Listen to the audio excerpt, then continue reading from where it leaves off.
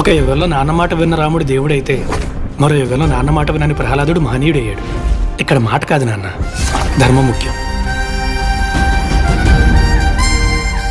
ఎవరయ్యా నువ్వు? ఈ రాజ్యంలో ఎప్పుడు చూడలేదు. ఒకసారి బట్టలు మాసిపోతే మనిషి ఎక్కడ కూర్చోవడానికైనా సిద్ధపడతాడు. అంటే మీ అందరికి వాడొక మామూలు మనిషి, కానీ అక్కడ ఓ ఊరు మొత్తానికి దేవుడు. ఎవరా నా కొడుకు? మీ ఊరొచ్చి మీ మనుషుల మీద చేసాడంటే వాడు రాముడు కాదురా, పరశురాముడు. మీకు దండం పెడతాను, నిజం చెప్పండి సార్, ఎవరు సార్ ఆయన? అసలు ఎవడరా నువ్వు? అడ్రస్ పెట్టు, అడ్రస్ పెట్టు, అర్జెంట్ నీ అడ్రస్ పెట్టు, అడ్రస్ పెట్టు. ఆధారమే లేనోడికి ఆధార్ కార్డు ఎక్కడ ఉంటుందయ్యా?